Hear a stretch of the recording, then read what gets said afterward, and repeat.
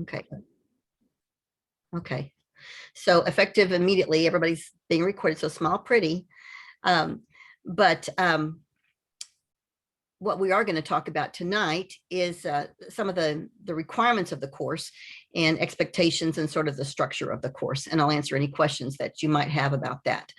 So we'll look at the syllabus and some of the things that are on the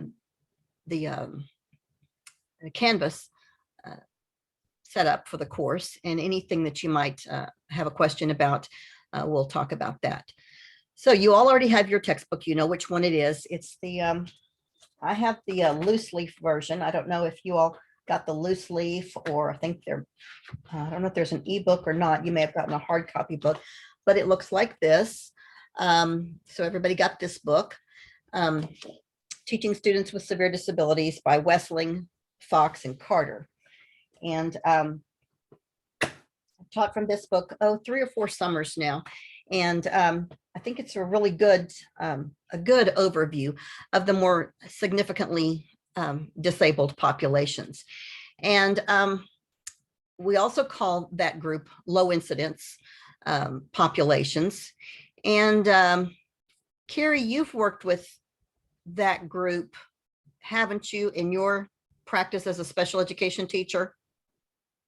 Yes, ma'am. Okay. Yeah. Pardon me? Years. Say again? Several years. Several years. Okay. Have any of the rest of you worked directly with low incidence or significantly impaired populations? I have. Michelle has. I taught life skills, I think, Okay. 4 years. And then, Okay. yeah, and I've had, in the past 2 years, I've had 2 students who were ID. Okay, good. Rachel? I Cindy, go ahead. did 1 year in ECSE, and then this year I'm doing resource and inclusion, so it's not. Yeah, a different population. Rachel, Yeah. you've had experience with this population, haven't you? I've only taught general education, but I've always had kids inside my class. I've had autistic kids and That's right. ODD and all different kinds of students included within my classroom. Yeah, you've been in a really small district that kind of integrated everybody, right? Yes. Well, and I was in Killeen for a while, and they did the same thing. There was only one special ed teacher for nearly 3,000 students. So Wow. it's kind of pretty much the same thing. Yeah, lots of inclusion.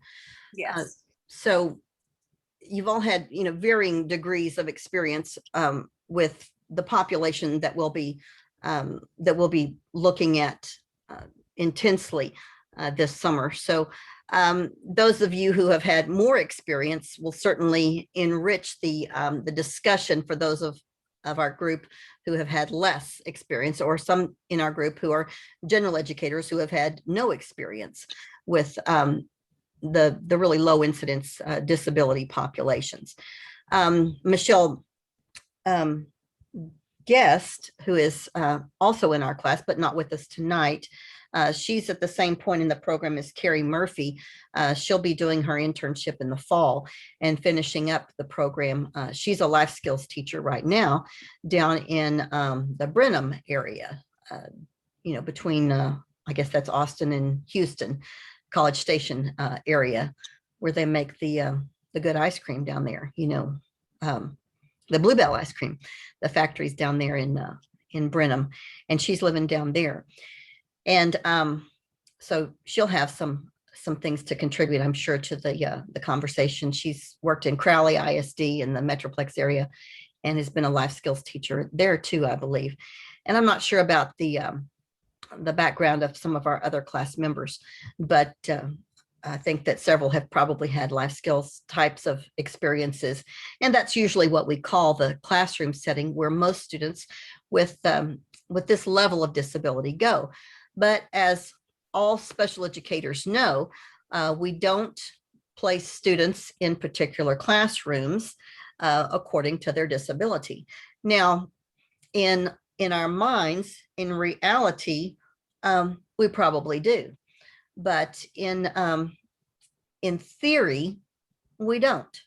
Now, it depends a lot on the type of district where you work and what the philosophy is and what the theory is there.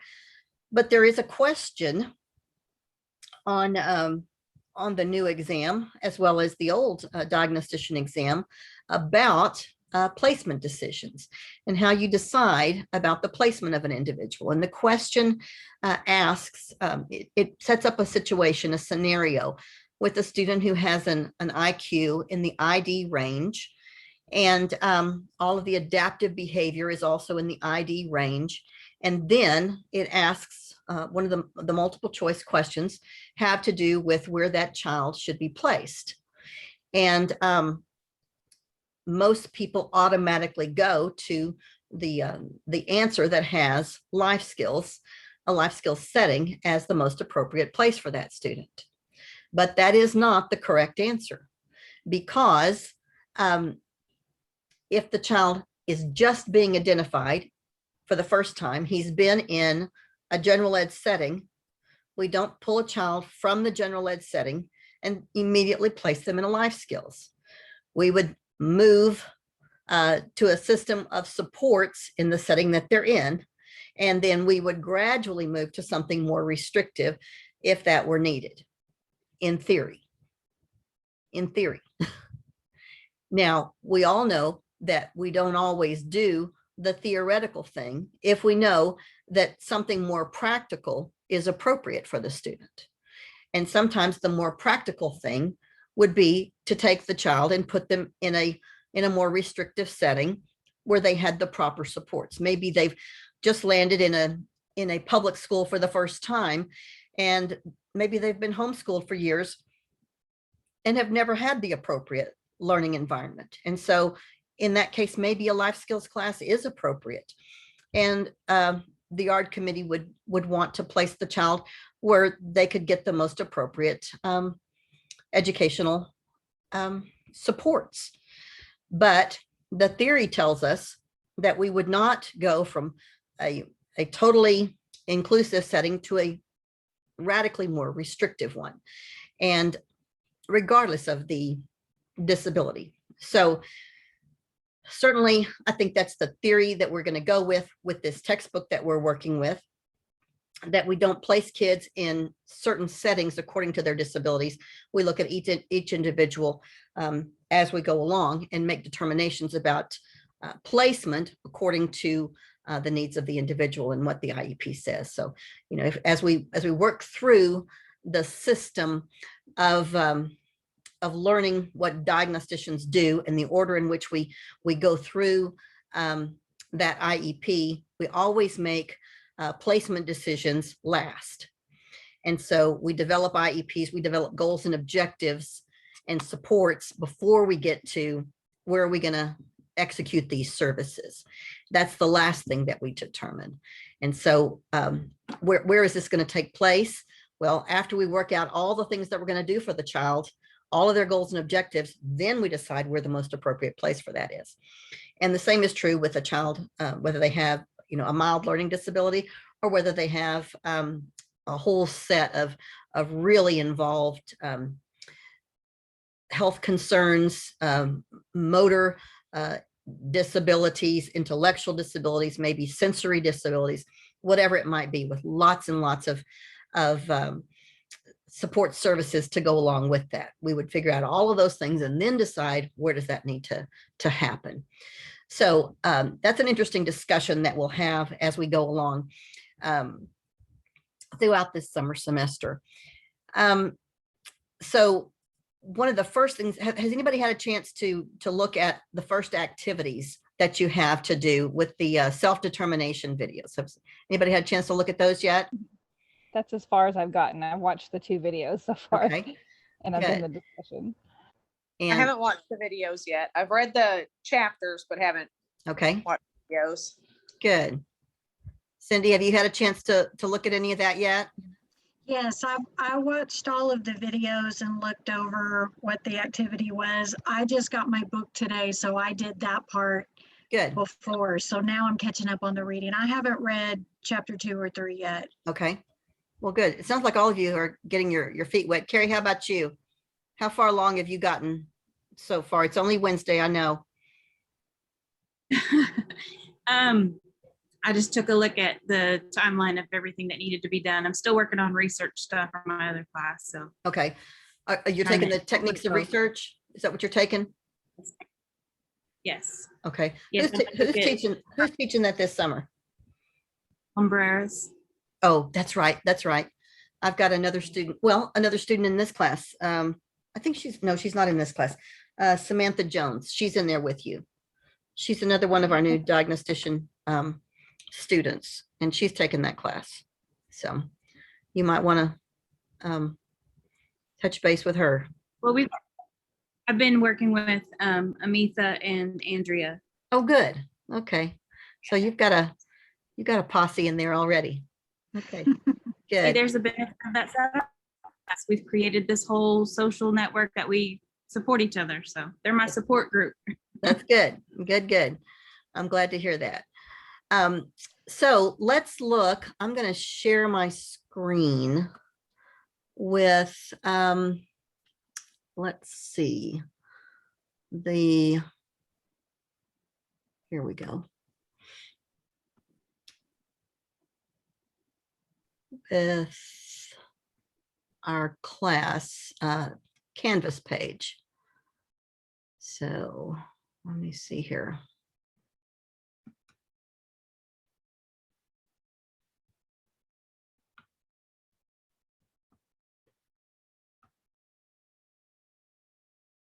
All right. So let's take a look at the syllabus first. That might be a good place to start.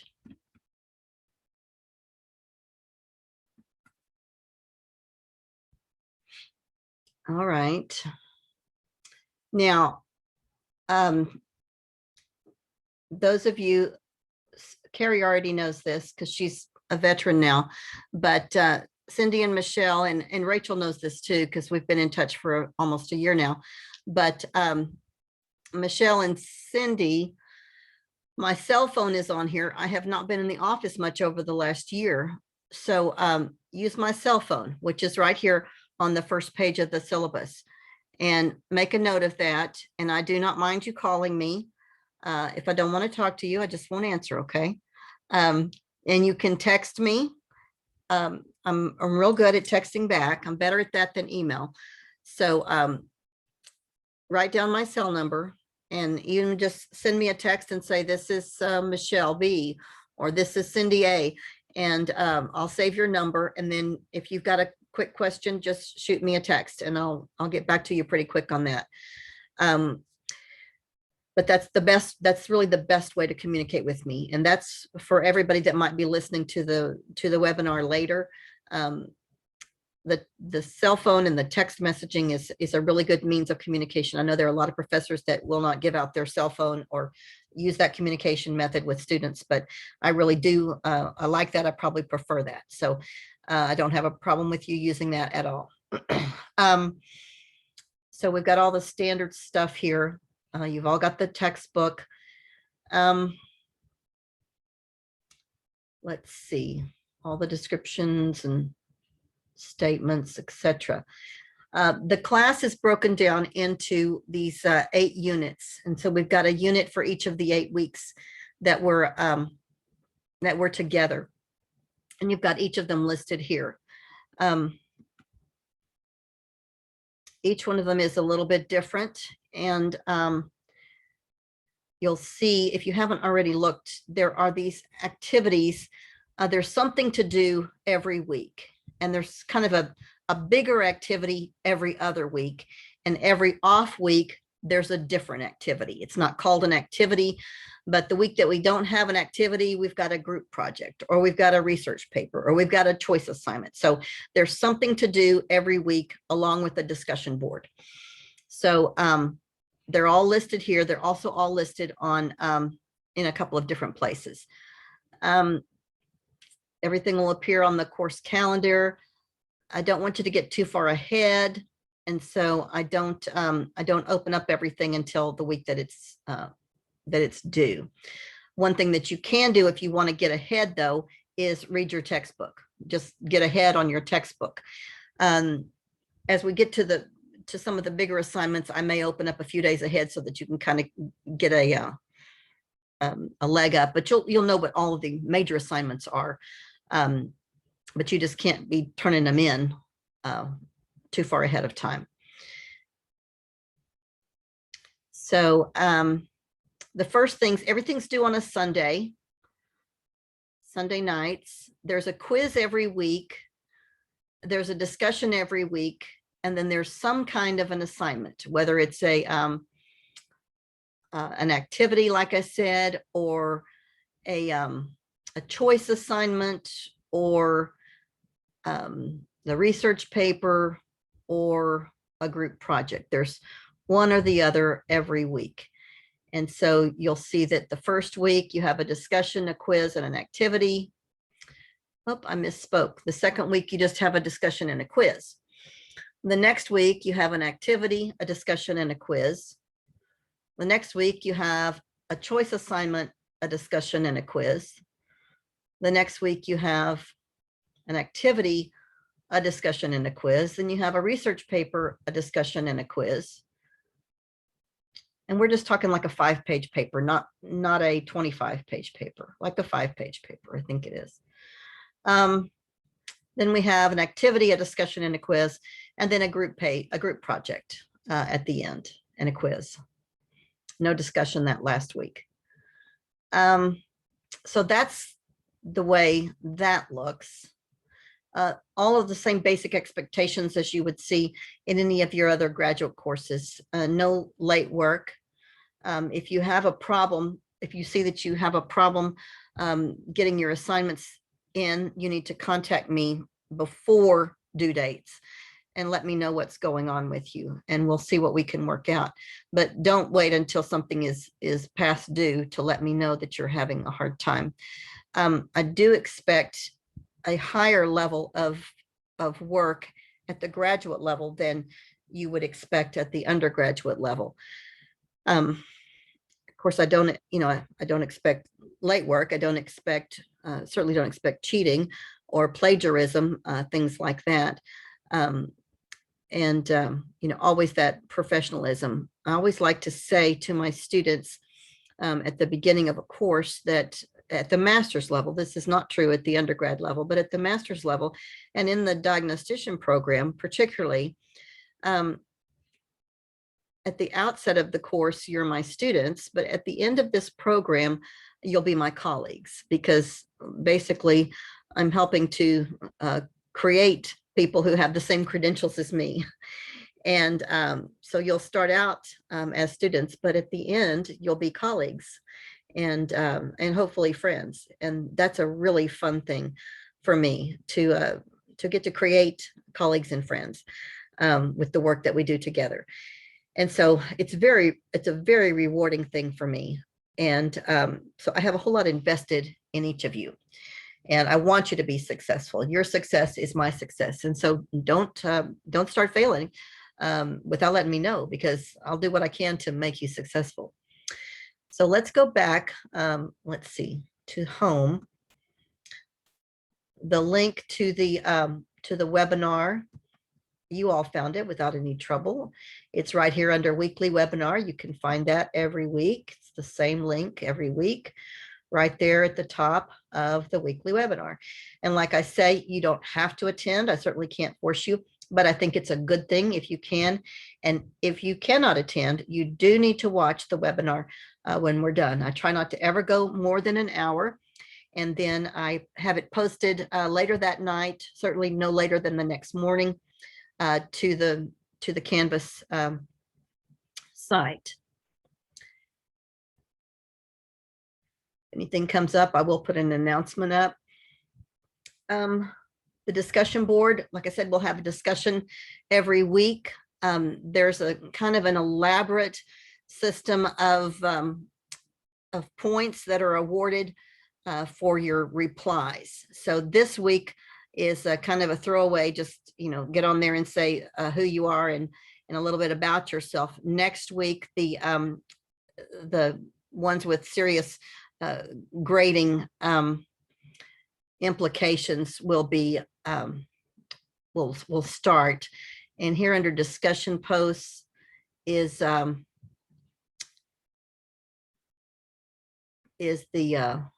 there's a rubric, and where is it? There should be a link to the discussion post rubric. Discussion post.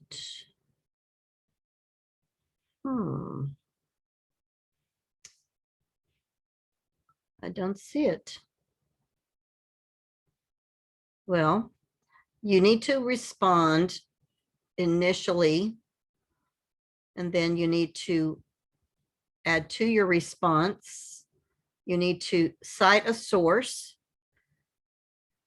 Okay, it looks like that piece did not get moved in here. So I've got to find the, It's there. It's It there is? under, I think it's under discussion posts. Yes, because I found it, but I had to dig for it. It's not okay, one where listed, did, but it's in there. so, but I you think don't it's know under where, discussion posts. okay, that's where I just looked. Discussion posts, it ought to be right there. I think it's The on link at that the bottom of the left. page. There's a link at the bottom of this.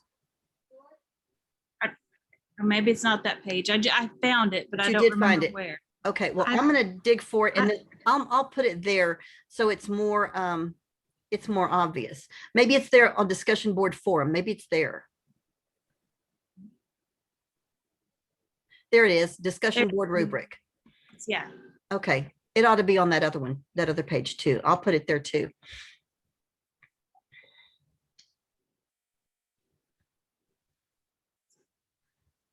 Okay. And I've gone round and round about this rubric.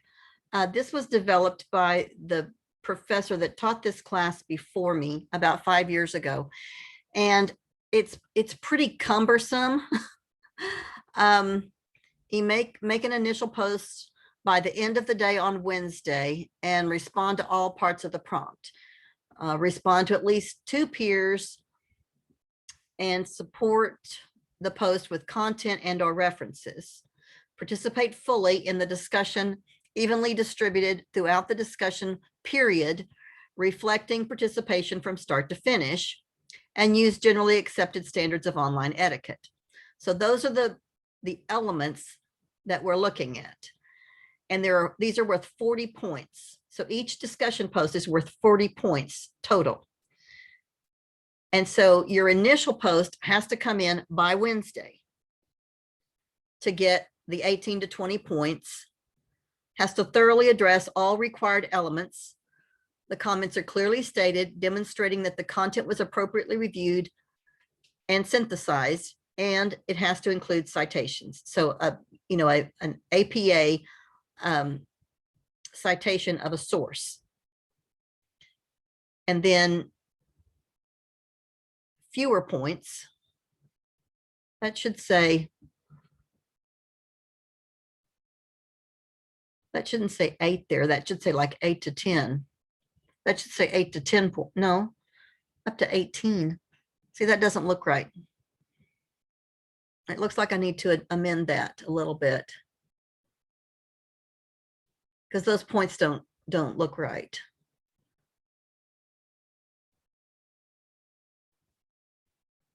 Okay, I need to work on that document a little bit because that doesn't look right.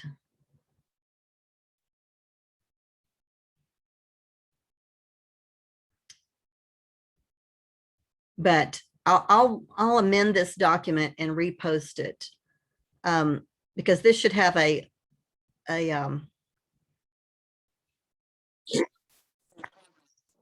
range right there for the response posts. And it doesn't, I think. I'll look at that and make sure it's what I want it to say. Okay. Can y'all all see that on my screen? You can't see that? Okay, I'm not sharing that part right there.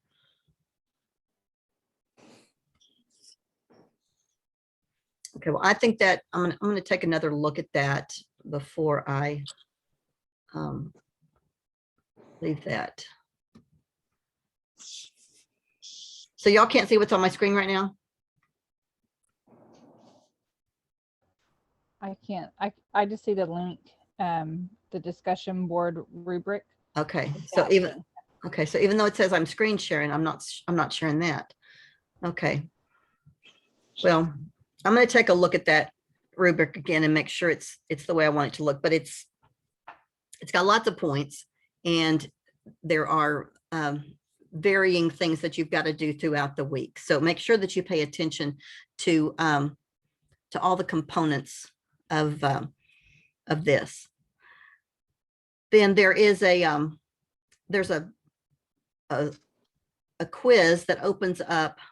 Let's go back to that.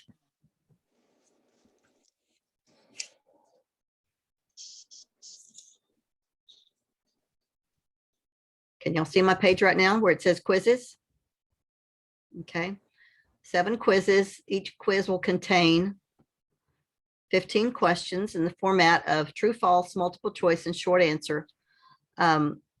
Sometimes there's an extra credit item of something that we discuss in the webinar. And that's one really good way to see who's watching the webinar. It was interesting in the spring semester, I taught an undergrad course in special ed, and had a very few number of students. That I had 50 students in the class, and I would usually have 2 or 3 students that would tune into the webinar out of those 50. And those 2 or 3, as you might imagine, were some of my highest scoring students on the assignments. And so I also told them that they had to, it was required that they watch the webinar each week. And I could see every week how many students watched the webinar.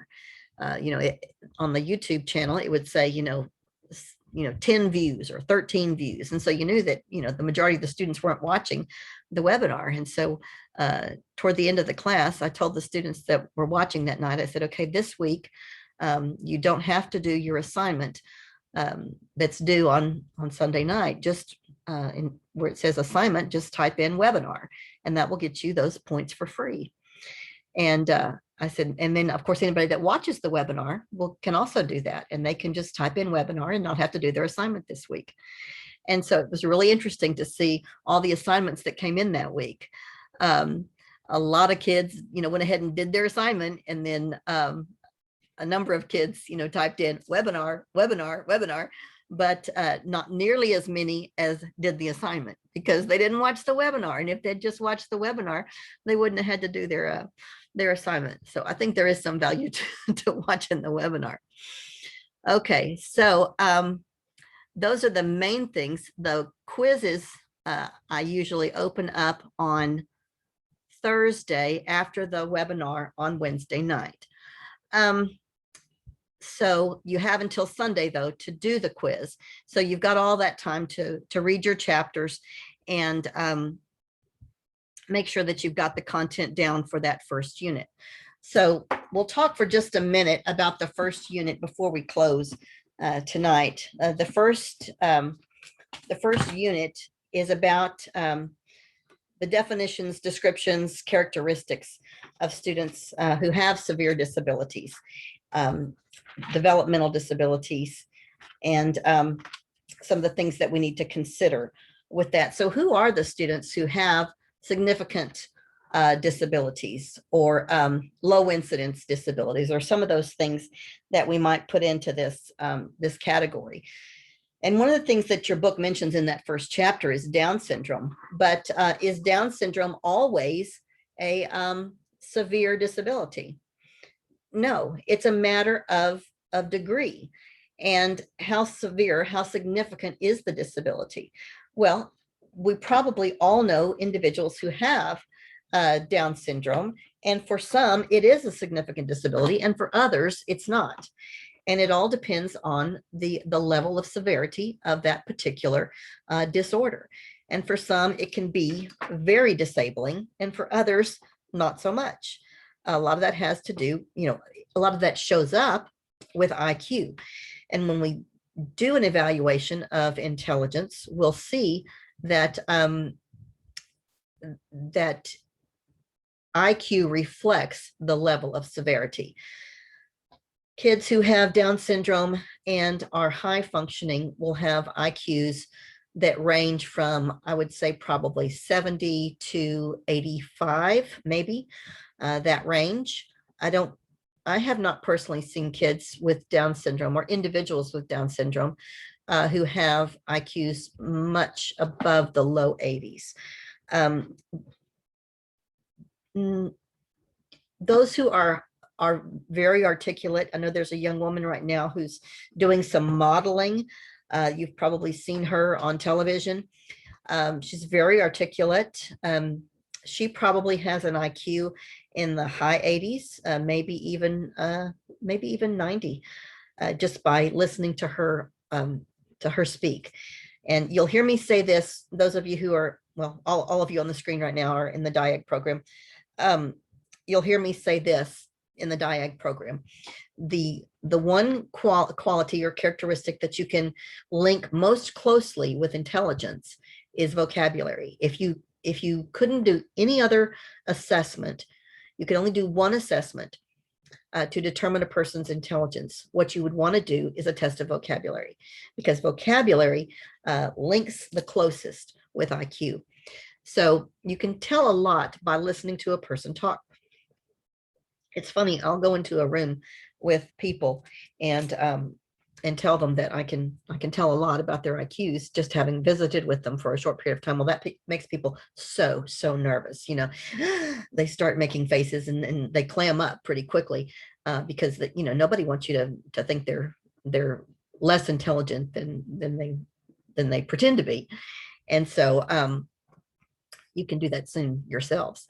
And so I did that recently to a couple that I had just met, and he's an engineer. And of course, he already thought he was pretty smart. And she wanted me to think she was pretty smart too. And she'd been using some big words. And if she uses them correctly, then I can understand that she is probably pretty intelligent.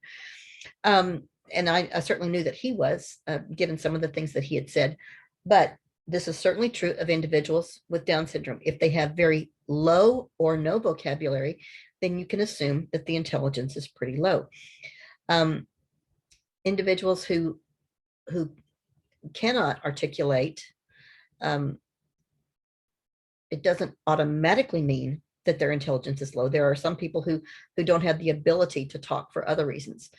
But if vocabulary is extremely low, then oftentimes we make that assumption if we can rule out other factors for the language delay or the absence of language, that IQ is possibly the factor that's influencing that. So Down syndrome can be one of those things that that is an indicator of a significant disability. Fragile X is another one that's named in your book. Fragile X is another chromosomal disorder that impacts individuals, causes some significant severe disabilities.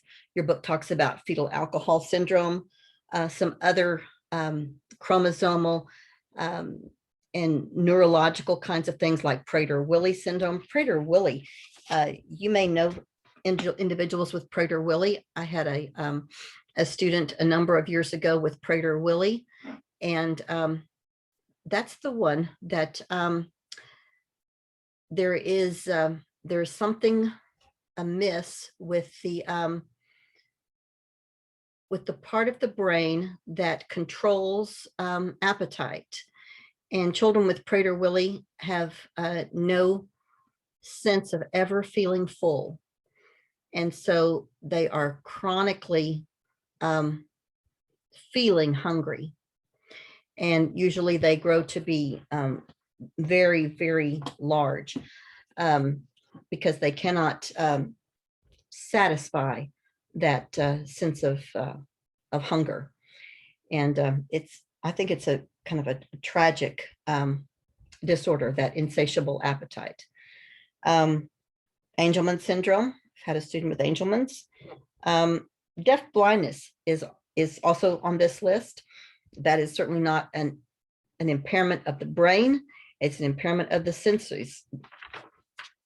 The Helen Kellers of this world would be in that category. We also have autism on this list, and those with significant degrees of autism would appear here. We've all seen very high functioning individuals with autism, but there are also those with extremely low levels of autism that impact the individual to such a degree that that it impedes every function in life. So what makes individuals with significant learning needs combine into a group that we would want to study? What makes them the same? What puts them in a group together if we have them from such varied disability categories? Well, the thing that unites them is their set of needs.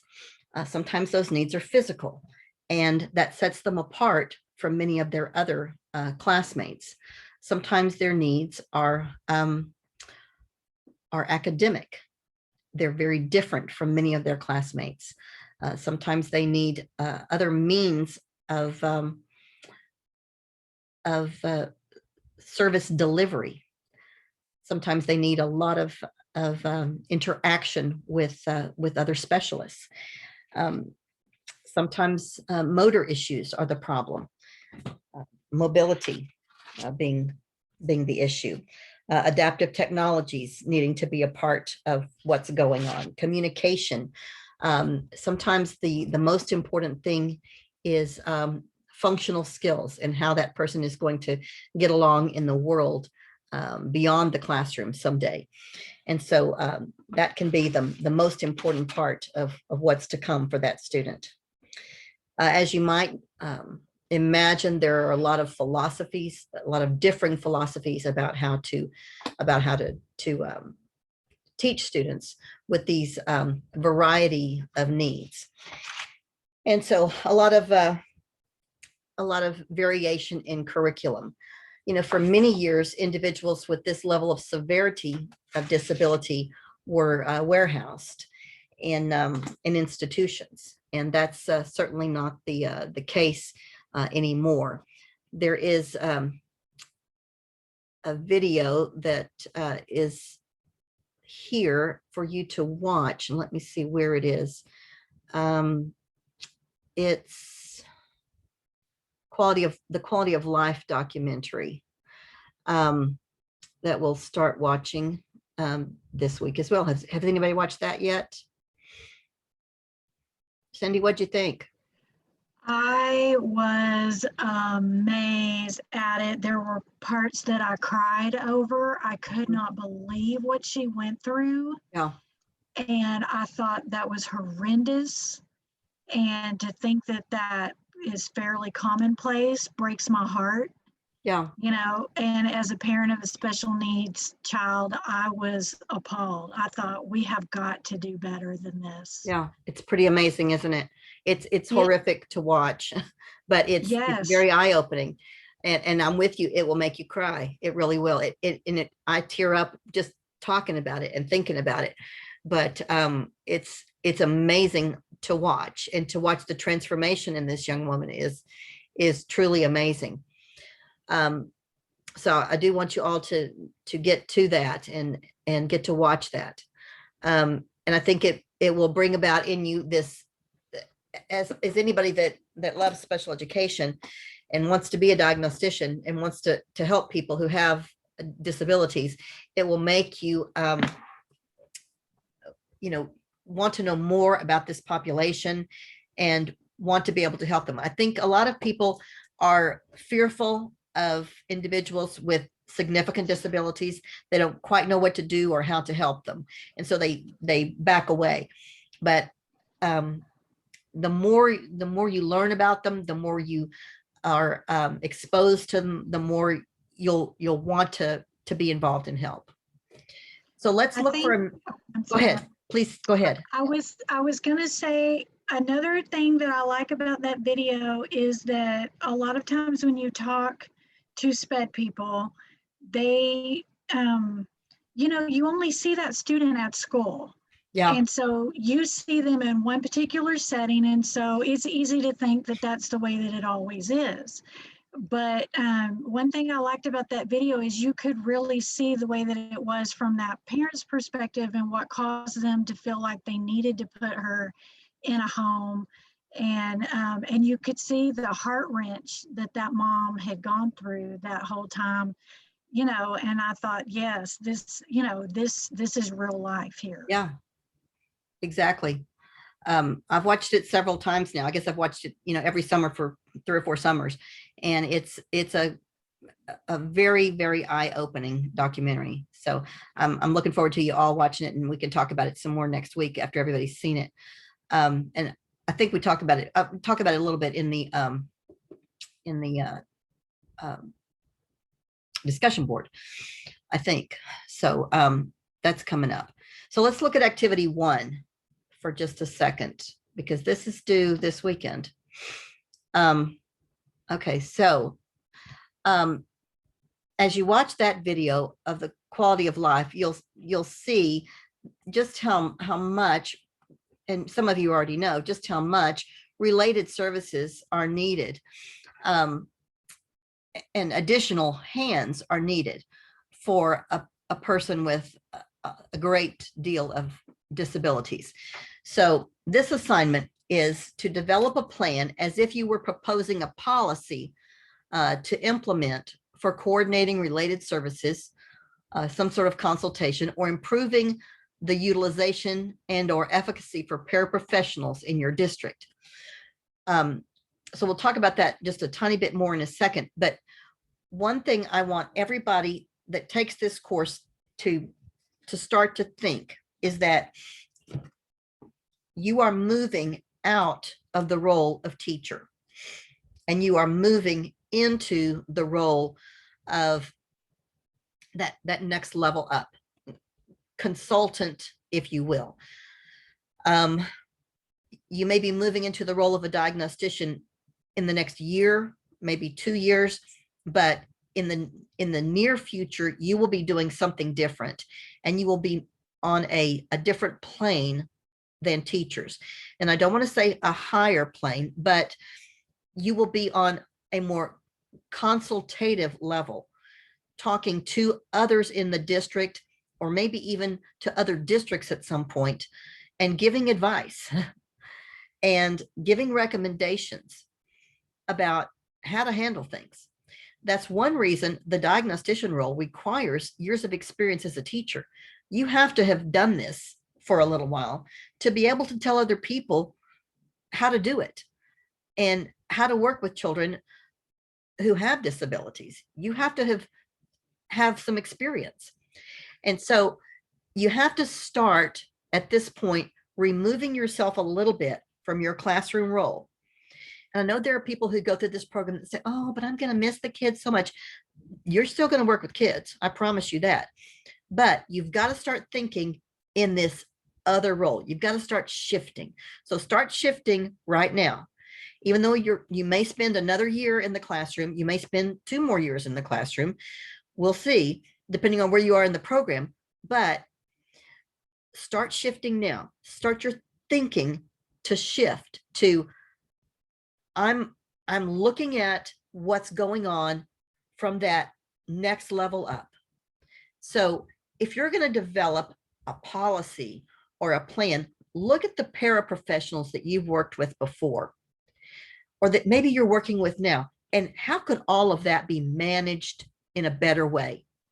Or the related service people that come in and work with the children who have a significant level of disability. Or maybe you're just going to have to imagine it. Maybe you haven't seen this work or not work in a particular way in a district, but think about how it could work in a better way, and then put that plan on paper. That's what you need to do for activity 1. Maybe you've seen, and when I worked in a district a few years ago, I saw paras being used in lots of different ways, sometimes very effectively. So if you've seen it done very effectively, maybe you just need to write about that plan. How paras are used very effectively, and make that your plan, or tweak that a little bit. Or if you've seen related service people coming in, how can that be done in a really good way, and maybe just tweak it a little bit. So whatever works. Maybe you've seen it done very poorly. Maybe you've been in a classroom and the OT and the PT and the music therapist and the adaptive PE people are coming and going and interrupting your class and pulling kids, and it's chaos and bedlam. And maybe they're arguing over who gets kids when, or maybe you've got a plan, an IEP for a kid that says they get adaptive PE consult for 20 minutes every 6 weeks. Well, you know what? I've seen plans exactly like that, and I'm not sure how effective that is. A 20-minute consult from a specialist once every 6 weeks. So they're going to tell the teacher for 20 minutes what needs to happen, and then they're gone. Well, maybe they need to work with that child more. You know, maybe OT and PT don't need to be consult only. Maybe they need to be hands-on. Maybe we need to have a motor lab that brings general ed in. Maybe we need to do something, you know, totally different. Think outside the box. Whatever you think. That's what this is, okay? So be imaginative. Think about the things you've seen in your history, or be totally creative and think of something that you've never seen before. That's what assignment for activity 1 is. Okay, and then the quiz will open tomorrow as well, and that will be about chapters 1, 2, and 3. Okay, and if you watch your webinar, let's see, let's just have a bonus question. What should it be?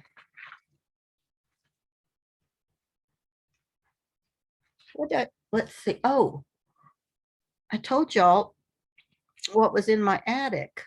Remember what was in my attic? Did you hear what was in my attic? That's your bonus question. Has nothing to do with special ed. Okay. So I had a raccoon in my attic that's now deceased. Okay. I won't tell you how that happened because you might be an animal lover. Okay. But the raccoon is no longer in my attic. I'll just put it that way. Okay. I'm an animal lover too, but not when they're destroying my air conditioning ducts. So I'm going to have the air conditioning repairman out as well. But your bonus question is, what was in Dr. Cavan's attic? All right. And I may just say, what was Dr. Cavan's visitor? Who was Dr. Cavan's visitor? Okay. And your answer is raccoon. And that means you watched the webinar. And if you can't get what was Dr. Cavan, who was Dr. Cavan's visitor, then I know you didn't watch the webinar. Okay. So there's your magic question. And it'll be worth a few extra points. How's that? It looks to me like it's 8 o'clock and it's quitting time. Any questions about the way the class is laid out? Or I'm going to stop the share. I'm going to stop. I have a quick. Yes, ma'am. I have a quick question. Sure. Okay, so in the plan that you're talking about, could something like where I had the OT come in and do a explicit training with my paras, like on protocol brushing or things like that, sensory diets? Is that kind of plan that you're looking for, where you're combining those two things? Or That sounds very creative and good. Yeah. So you've got an idea of having your related service people come in and train your paras. I think that's a great idea. Give me some specifics, and then you've got activity 1 done. Okay. Sounds Okay. good. Thank you. That sounds great. Yeah. I like that, Carrie. Good plan. So I have a question. Like Yes, with Rachel. my paraprofessionals that I've had come in, we weren't really allowed to use them to the extent that we should have been allowed to use them? Can we put that in our paper, like Sure. how we were supposed to use them, but how we would have liked to have been able to use them? Well, you're writing a makes sense. plan, you're writing a plan that's a proposal. And so you need to write a proposal of how they should be used because you're on Okay. that next level now. Remember, you're a consultant and you're writing a plan for how to properly use paras. Okay, Okay? I was just making sure because I Yeah. had 28 students when I taught, no, 29 students when I taught second grade, and one of them was autistic. One of them needed to be tested but wasn't tested. And the principal said, we have an aide in there all day that's with these kids, and she was only in there 30 minutes. So, Okay, so you need to write a plan of how of how your district, and it can be, District ABC, needs to properly use, maybe they only have one aide, maybe they've got two aides. Write a plan of how they need to properly utilize those people to help children with disabilities. okay. It sounds Well, like and you've got a great example there of how not to do it. So write me a plan of how they should have been doing Okay. it, okay? That you could present I would have to that board. Carrie, go ahead. I would have mentioned in that also that in the AU supplement, they have a very strict schedule that they're supposed to follow. That should have been with that aid. So that might be something you want to add into your plan there. That's a Okay. Just saying that good there's a very idea, specific Carrie. schedule you have to follow. Yeah. So Okay. Anybody else? Cindy or Michelle, questions? We good? Yeah, I think we're good. Okay. If you think of something that you need to ask, shoot me an email, send me a text. And I will post this webinar, but y'all don't need to watch it because you've already seen it. And you know the magic word. Let's see. So what else? You know about activity 1, you need to read your chapters. Don't open the quiz until you've finished reading your chapters, okay? Because that'll be key to success on the quiz. All right. And you've got till Sunday night to get all that done. And then we'll have a real discussion next week on the discussion board, that's got requirements and all that. Okay. Okay. And I'll make sure that discussion board rubric looks like it needs to between now and then. Okay. Any other questions? I have one more question for you, but I was going to Sure. wait until you stop recording. You did I didn't- what? I was going to wait until you stop recording because I don't want to Oh, bore. okay. Okay. And then I'll stop recording if everybody is finished with questions. Okay. All right, then I'm going to stop the recording and webinar 1 is done. Thanks, y'all.